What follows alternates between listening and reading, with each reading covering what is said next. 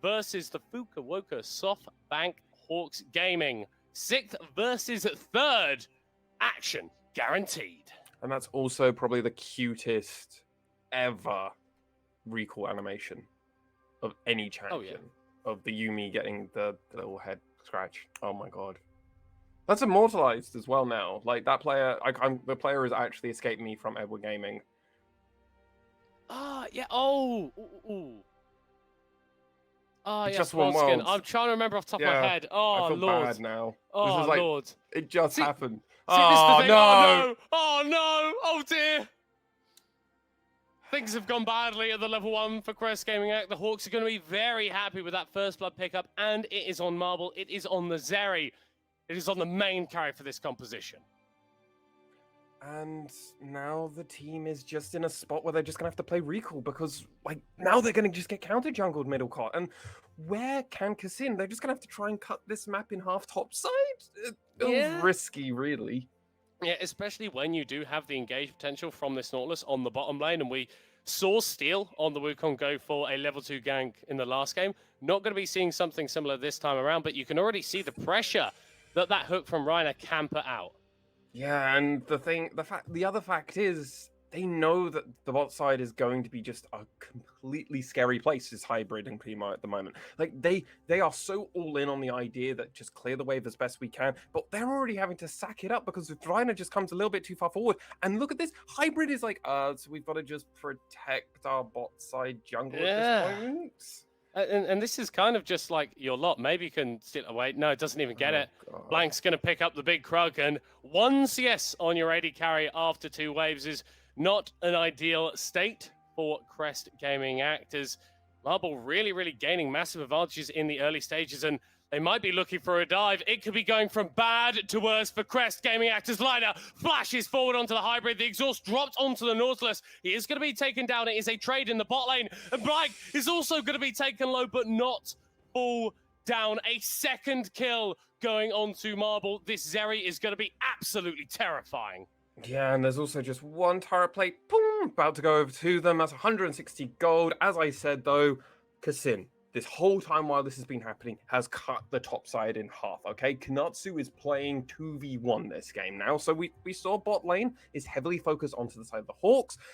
Kanatsu, how good are you at playing weak side? A style of weak side that you've never had to play before because you were that carry player in the top side. So what are you going to do? How is the side of the Fukuoka Softbank Hawks going to respond to this? And it'll be interesting to see. That deep vision already getting caught out. Kassin knows what's up, and he can go for a repeat one, but Reiner, oh my god. Yeah, Reiner roaming into the mid lane. Cocoon taken low.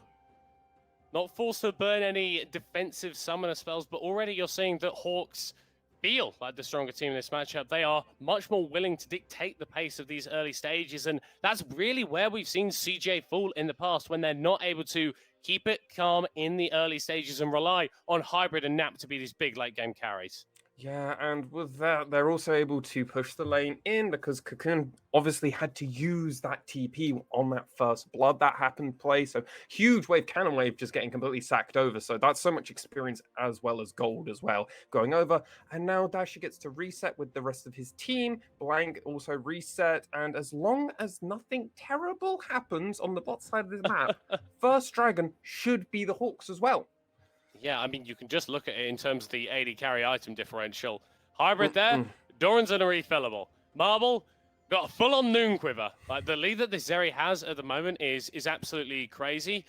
Reiner searching just at the front of this wave can deny Hybrid the ability to move forward, and Cocoon cheating to try and get a little bit of vision as well. Normally, Lexi, I'd be really worried. But CGA have shown the ability in the past to come out of dire scenarios. Hawks need to keep playing forward, otherwise there is the possibility that CJ find a random fight in the mid game that they just somehow win. Yeah, and what I like about this at the moment is Hawks are stacking waves, right, to crash. They've got a wave stacking top, they've got a wave stacking bot.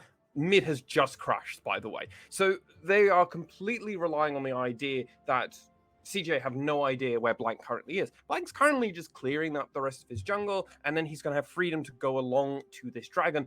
Important thing to note, though, when it comes to the TPs, Kinatsu actually TP back to the top side, whereas Nap actually didn't use that. So if the fight was to break out in mid, in bot side, Nap would be able to join, but Cocoon wouldn't be able to. Dasher never has that because he's on that spellbook. So there's going to be a lot to play for, and that's why you're seeing them set up around this bot side. But that's where the differential in experience is coming from Blank and Kassin, because Kassin has spent so much more time jungling, whereas Blank was doing that counter invade on bot side, got that second dragon, got that kill, and now we're just rotating back around the map once again. I like that, Lexi. You referred to farming camps as jungling, and what Blank was doing, like getting objectives, ganking, that's not jungling. No, it's not. No. You want to be clearing through your jungle. I think important to note as well, while Snap also has that TP advantage, the cannon barrage available for the GP is such an incredible tool at dissuading a lot of these dives coming through. So if the Hawks want to continue to make plays onto Hybrid and Primo in the bot side, they're going to need to take that into account and make sure that their damage calculators are working properly.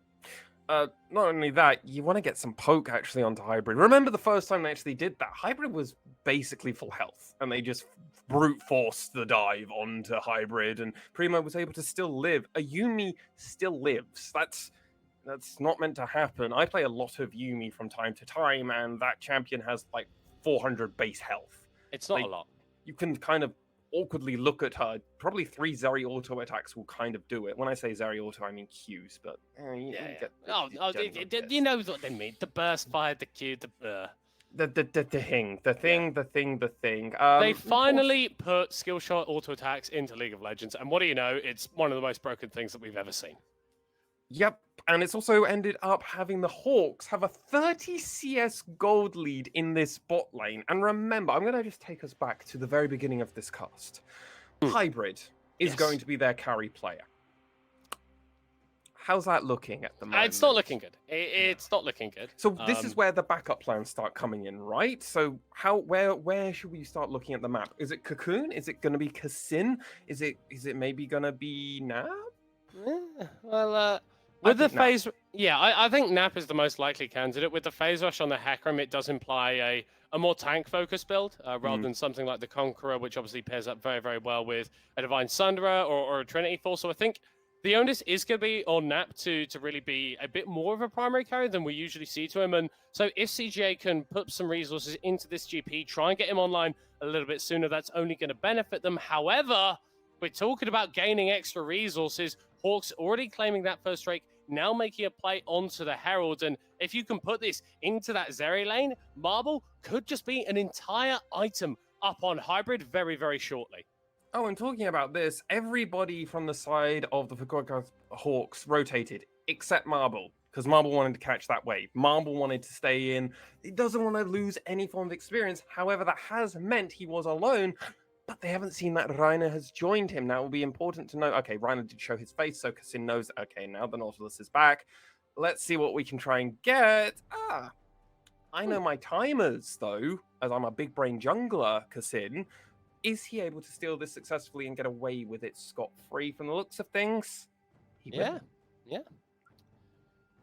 And that's really sort of building that XP difference, or that we need to see, I guess, from this Hecarim as Liner moving over. It's going to be connecting with the Dredge line, and Marble actually getting first rotate as well. Managed to force the Hecarim off of that Skull Crab. That means that Blank could just roam over and pick it up. Okay. I mean, I guess consolation prize for taking the Herald was the blue buff for Kassin, and that was it. How is Kanatsu proxy farming a GP? It's very, very weird. It's very, very weird, Lexi. I'm confused about a lot of the things that are happening in this game. The only thing that doesn't confuse me at the moment is the gold difference at the very top of the screen. It's about 1.5k gold lead, realistically, considering with waves and everything crashing at the moment. And most of that gold is currently funneled into Marble. Outside of that, the rest of this match is pretty even across the map. I mean, arguably, it's slightly actually favored for Nap at the moment in that top side, where when you look at CS, he's been able to pick up about a wave over Kanatsu. And I think that partly just comes out of the fact of just better laning proficiency, arguably. Yeah, it's not the worst matchup as well for GP, but something key, I think, for Marble here is that they've actually opted towards the cleanse. So many times you'll see an AD carry get really, really fed, but because they don't have any way of dodging out of CC, the first thing that hits them just ends up killing them. So that means that even if Cocoon now does dive in and find that glacial tomb onto the Zeri, they're able to take it, able to take a little bit more time as we now see Blank summoning the Rift Herald in this bot lane. And with the priority that the Hawks have generated for themselves, this is going to be falling down very, very rapidly. Although the final chapter, able to dissuade any further aggression. So it's the tower, but no kills. That's okay. You'll take first tower. That's a huge bucket load of gold just going in. Full turret platings as well. So this isn't a bad spot for the side of the Hawks. And hey, if anything, it just tells them, don't push it. There might be a Kassin floating around. And there actually was. Yeah, but Blank is going to go forward regardless with the Cyclone. A level down on the Hecarim, but it doesn't really seem to matter. Exhaust and Ultimate actually expended from Hybrid here. CGA using a few tools, the Hawks using a few, but neither team finding a decisive advantage. Well, I mean, at the end of the day, the advantage does go to Hawks because they did still secure that turret in the bot side, and they are going to be able to rotate around and try and get this dragon, which, hey, they're dragon stacking, they're turret stacking, they've got objective stacking, and CGA, where's the good thing that's going for you at the moment? I'm struggling to find that one thing. Yeah. Copium Nap is even in CS. That's bad, mate. He was ahead. Yeah, he was ahead. He was ahead. Hey, a few more are going to come in. He's going to even it up. But It'll be fine. Yeah, and I like what we're seeing from the Hawks. Whilst they've not really accelerated this game in terms of kills, they've definitely accelerated the map state. Taking down that bot lane tower, taking another Drake away as well. These are permanent advantages that are going to benefit you throughout the course of this game. And now, what can you do more? It's 12.5 minutes into the game. We're still waiting on a few of these major objectives to really spawn. So maybe the play now is to look for a few scrappy fights that you know that you win because you've got this gold, because you've got these item advantages. And that means that when we start getting to the 20-25 minute mark and stuff like the Baron, stuff like the Dragon's Soul becomes relevant in the game, you're on that higher power level regardless. Yeah, and with that in mind, I would actually like to see them, while turret platings are still up for these next few minutes, actually of switching the Zeri, so Reina and Marble going top side and just kind of brute forcing Nap to either go bot and match Kinatsu and lane swap for the last few minutes, just because, hey, we can probably get another 160 gold on Zeri. That's worth it. That's just always worth it to funnel as much gold into Marble, who is, or was at least, leading in the gold department per minute as an AD carry, which is crazy to think, as he's a rookie still. Yeah. Especially at this point in the game, like, you don't expect AD carries to be super fed. No. Interestingly enough, we're actually seeing a Tiamat from Kinatsu on the night. Looks like it is going to be Titanic Hydra first. This isn't really something that we tend to see, but I guess the game plan is it means that you just push a little bit more effectively against the GP. I think this is going to be a hull breaker game.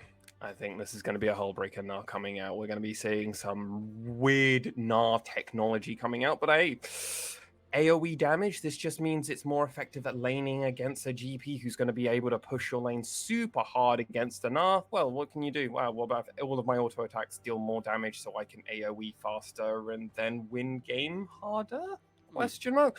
That last part, we'll have to see if it actually works out for the Fukuoka Softbank Hawks Gaming. As it currently stands, Dasher has gone to the top side as Zeri is now mid.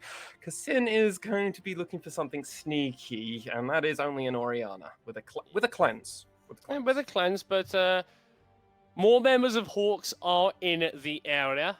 Liner and Blank, joining Dasher on this top half of the map, but Kassin and Primo still haven't been spotted. They are going to now be scouted out by the command attack, and Hawks may actually look for a play here. Reina stepping up, potentially fishing for a hook, but not going to find it. No, CGA, you wasted at least 30 seconds on the idea of this play, and if it was just dissuaded by the idea of Blank and, well, it was more just Blank and Reina just being in the near vicinity and command attack just going out, was enough to dissuade you? Wow, how good was this play in the grand scale of things? That's not great because there wasn't really much on the map for you to take anyway, but then you could have been looking for another angle. You could have been looking for more opportunities because the worst thing has happened now. CGA is so far behind.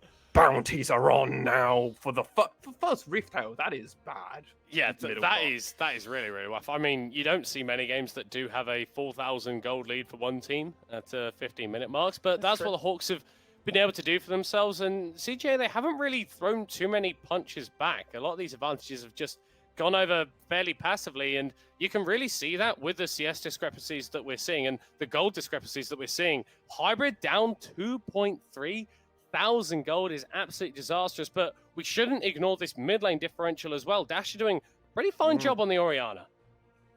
Oh, he's doing a fantastic job on this. Orianna has done the one job that you must do ever since we saw it of toys all the way back in Season 2, making Orianna look so cool as a champion.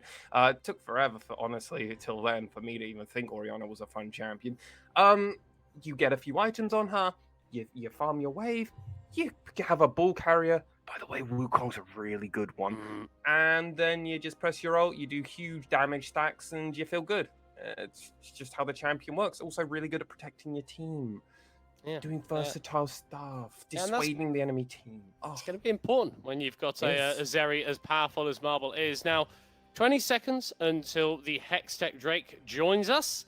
That would be sole point for the Hawks around about 17 minutes into the game. So CJ will be put on a timer if they're not able to contest this successfully, but with the pressure that the Hawks have already secured around the Dragon Pit, now summoning the Herald in the mid lane, it might look to pick it up, but actually CJ performing a slight flanking maneuver and may just look to steal away this Drake without the Hawks even realizing.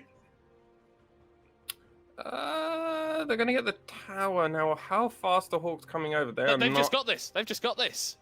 Yeah, lack of vision for some reason on the actual dragon. That's TP weird. in as well. Are the Hawks going to go for this? This is pretty far up for Blank and Liner to move. So honestly, a little bit of a fumble there from the Hawks, and CJ able to capitalize, able to set that timer to 5 minutes longer. But now they're going to find a little bit of difficulty moving back into the mid lane. Well, it was just the fact that they had no vision. You had no vision, Hawks. What did you think? You owned the map? Well, you kind of do, but not enough to where you can just assume the dragon's going to be yours. Well played and really heads up by CJ, but there's a reverse fight. Yeah, there goes the final chapter, and it's Kassin diving forward, but it's Hybrid diving back as here comes Ginatsu, slams 3 into the wall, a double kill for Dasher, as Nap trying to be a carry on the back half of the fight, able to pick up 2 for himself. It's now a 3v3, but Ginatsu in the mini form cannot fight this out. CJ, they lose their tower, but they take the fight. Huge pickup from the side of CGA there, distinctively identifying the members that are going to be outputting a huge amount, dissuading them out of it. Lissandra ult was just honestly cracked there as we come into this replay to truly understand it. And the thing that really is identifiable here is you can tell the GP cannon barrage just caused so many problems. It really forced them into awkward spots, and Cocoon came in from such an awkward angle. But this GP ult comes through. It really kind of almost splits the team into 2 sides. You've got the team with the CC, and then you've got the team with the damage. And the damage department gets collapsed upon immediately by Cocoon. Nap as well then comes in, and then it's just like, well, our CC controllers and damage are in one side, our tanks are in the other. What can we do? We couldn't match the 2 up, and sadly, for the side of the Fukuoka Softbank Hawks, that was a really bad fight. Oh my god. Yeah, Nap is really good at GP. Yeah, Nap is really good at GP. Nap is really good at GP. But it shows the power of zone controls, especially actually because CJ were in a massive disadvantage, but they were able to execute on the fight. They were able to force the Hawks into areas that they really didn't want to be in, and the fact that you basically had free access onto Dasher in that black line is really a testament to the ability of CJ to just find these random weird fights in the mid game that for some reason go in their favor. The Hawks still definitely in the advantage, but there is the potential for things to go a little bit awry for them if they don't clean up their team fighting. Oh, God, hugely. I mean, Crest Gaming Act, they can still very much be in this game. I mean, they do need to get some gold onto Hybrid. They need to figure out a way of effectively funneling gold onto that poor Twitch, because at the moment, he is being left out to dry. Hasn't picked up a kill, sadly, at this point in time. Is struggling to actually get any gold. And this is a Baron that the side of CJ only just now know about. Yeah, Blue Trinket and Hextech Rift, though, make it so easy to respond to those little Baron baits. No TP is going to be pulled as Kassin and Cocoon walking over. They are actually going to look for the engage. So many people caught with a devastating charge, and Hawks are on the run. Kiatsu jumping over the wall as it's already a kill picked up the hybrid, and it's going to be a kill picked up to Blank as well. We were wondering how the Twitch gets some gold. How about a double kill? All right, now this is hyphy, and this might be a little bit bait, but they haven't got a Wukong anymore. So, I mean, this is actually something that the side of the CJ can go for. They can try and attempt this Baron. If not, they can maybe pull off and maybe find somebody. Dasher has got ultimate, so that is an opportunity for the side of the Hawks, but let's see how they're going to pull it. Health bars are getting so low. The Glacial Claw thrown out, and CGA back off of the Baron. They recognize that that is a 5v3 that they do not win. But how about this 5v5 that they absolutely smashed? Not even a devastating charge, as you mentioned, but it's the final chapter that comes out along it as well. It prevents Marble from moving this whole time, where you actually want to be attacking everything that's going on. The GPO then comes through. It doesn't really land on many of the members, sadly, but it's able to just allow Hybrid enough time to get some more gold on them. Hey, this is a Twitch now that's got two kills, 150 ECS. This isn't a great spot to be in at 21 minutes, but hey, I've definitely been in this spot in solo queue, and it's very winnable. Yeah, absolutely. Crucially, though, not going to be on that second item completed before this upcoming Hextech Drake. But for CGA, because they were able to sneak away that earlier Drake, this isn't soul for the Hawks. So if you don't feel comfortable about your positioning, you can just let them take this and go, we're going to be a bit more on parity in 5 minutes' time. Doesn't seem likely, though, Kassin and Cocoon posturing very aggressively. Yeah, this is very aggressive on the side of CJ, because when you consider map control at this moment in time, this is all Hawks. They have got their waves set up in a sense where bot lane is already hard pushing. Blank is able to do a huge flanking? What was the terminology we were trying to make up here? Anyway, it doesn't matter because they're coming in. Yeah, and they're engaging onto the Gnar, which isn't normally the best target, as Blank is diving onto the backline, and Reiner already low. Marble jumping over it is going to be succeeded by Cocoon, and the Twitch is already dead. Hybrid is not going to be able to contribute to this fight any further, but he may not need to, as Snap and Cocoon 2v2ing on the other side. Dasher missing the sombrero, but he's still going to be able to pick up the kill. Cocoon now in a 1v2, as Kassin and Primo were causing chaos on the other parts of the fight. 2 members alive for both of these teams. Jungler for CGA, but they don't want to go forward for the Drake. I was super confused that Kassin and Primo didn't just go at Marble, like just brute smack. He's got Ghost. Like, you just press E, you just smack him. I'm sure that will kill him. Okay.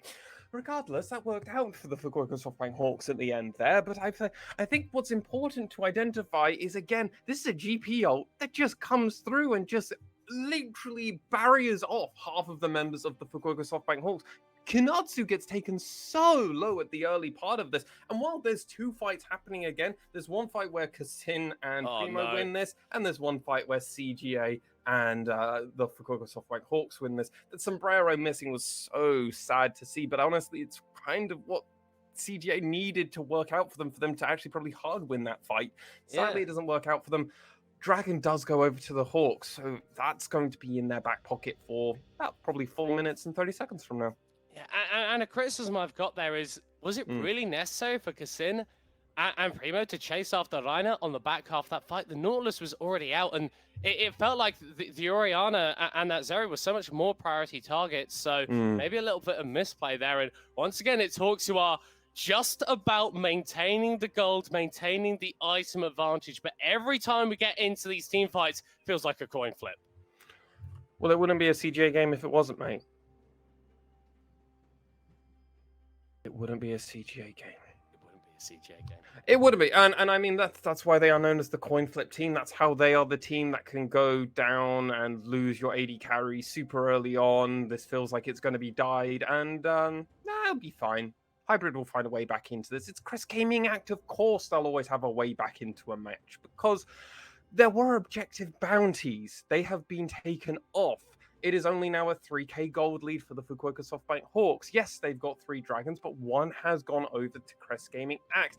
And something that's going to be very big for the side of CGA is when they eventually start opening up a few of these lanes, because they still haven't secured a single turret on the map. And honestly, at this point in time, this is just slight laziness from the side of CJ, or slight just not being able to get out of a lane at all. It does look like they are putting a little bit of pressure to the top side, so it might be nice to see something. But then that does look like 4 members going top to just answer one push. So this feels like me and solo queue trying to get that one lane. I'm like, I'll get the tower, and then we'll just get the whole team We'll get the there. tower. Yeah. But like, it is standing gold. It is. And if CJ can pick up Marble here, who is able to get over the wall, but he's still feared back, there's just too much lockdown, shutdown for Kasin. And without that Zeri, CJ are going to be happy to take any fight around this top side. Blank, though, very low. They are going to get the devastating charge onto the clone, but it is just a single kill for Crest Gaming Act. A big kill, but maybe not enough to get any more. Looks like it will be just that. And without the dragon coming up, the side of Crest Gaming Act don't really want to invest in going in hard onto that Baron buff because, one, it's going to be a flip. Like, there's an Orianna on the opposite side. You just don't know. But what's crazy is how, like, the vision that CJ played around here, right? Marble had no idea they were on vision at this point. They just collapse onto them. They go heavily all in on this devastating charge actually to get over that wall because you've still got vision. Really nice interactions there from Kasin and just showing that they know the full extent of power, but sadly they're not able to collapse upon anything else. They didn't have to use too much for that team fight, so not really much has been lost. And honestly, Marble's the one that lost more than anything because the flash was gone for them, which they won't have for the next big team fight. Natsu doing very, very well in the 1v1 up against Nap. Has opted into the Titanic Hydra and the Frostfire Gauntlet. So a little bit tankier, actually, than most Nars that we're seeing. The Trinity Force does seem to be the item of choice, but a little bit more HP, a little bit more of those defensive stats means that Kanatsu going to be stronger, being that front line, being right at the vanguard of these fights. But it's going to be difficult for Hawks to play those out now because we're starting to see itemization completions come through for CGA. Hybrid, already on 2 items, is going to be picking up that third very, very shortly. Already 3 items for Nap with that Lord Doms and the Mortal Reminder alongside the Trinity Force. This GP hurts, and there is enough damage from the rest of the CGA side to back it up. God, the cost efficiency of some GP items is disgustingly gross, how cheap some of them are. But hey, I mean, that's why you play it. On the other side, though, Kanatsu's looking like he's going to be building a nature's force, I believe it's what Force of nature. Force of nature, not nature's force. That sounds better actually. Force of nature, that makes sense. It's a great magic card as well, gives you +4/+4, but not quite what it does here. A lot of damage there onto Hybrid as the Hawks start getting engaged off onto Kasin and Prima, but Cocoon finds himself in the middle of the fight. The Lissandra not able to find any effective CC though, and CG have burnt a lot of tools without actually gaining too much. Nap barrels over the wall, only onto Kanatsu though. The GP not quite finding the target access just yet. Yeah, and the Hawks are just going to pull out the dragon, let it be there. No, come on, can we get it out a little bit more? Yes, Hawks, yes, pull it up to your north side, let it do that. And now Kasin and the side of CJ have to do this. Remember, they haven't got as many ultimates, whereas the side of the Hawks, they have got a fair few. Yeah, that final chapter not available. Unstoppable Onslaught still is, though, and this is Soul Point. If Hawks get this, they get the Hextech Soul, and that would damn near win them the game. As Kasin diving forward, but he doesn't get the ultimate off in time. CGA are going to have to turn tail and run very rapidly out of there as the electricity flows through the Hawks' veins. God, I just loved seeing how fast that pony ran the moment it looked bad. It was like, nope, I'm out, I'm done, I'm dusted. That was such a disappointment for Crest Gaming. It looks like they had a really good chance, but now with this Soul, with a Zeri, and honestly a Nara as well to an extent, this feels like it's gone from bad to worse if you're a CGA fan. Sadly, there's been a lot of great moments that just haven't always kind of matched up together for the side of CGA, whereas the Hawks, they just got to wait this one out, honestly speaking. It was just the poke that was consistently coming through from the Ultra Shock laser, and honestly just incidental damage onto the members of CGA. And I think the big thing is that when we get into this fight, Cocoon isn't able to find that self-ultimate, so the Lissandra can't be that massive team fight tool to survive and make sure that CGA can get this going. God, Rhino was so good with that point and click Q into the auto attack. Blank, and I mean, also huge credit goes over to Dash for just doing so much damage with that command protect. Command attack into command protect with as the ball comes back through, you deal the damage. yeah, it just feels rough. But what could Cocoon done? I don't actually see a world where anything goes better for them and how they do that Yeah. differently. Unless they go maybe to the very back of the dragon pit and try and find an angle. But like that's so hypothetical. I can't even bother. I don't even want to go into it because it already looks like they're in the dire straits with the Baron also being over for the Hawks.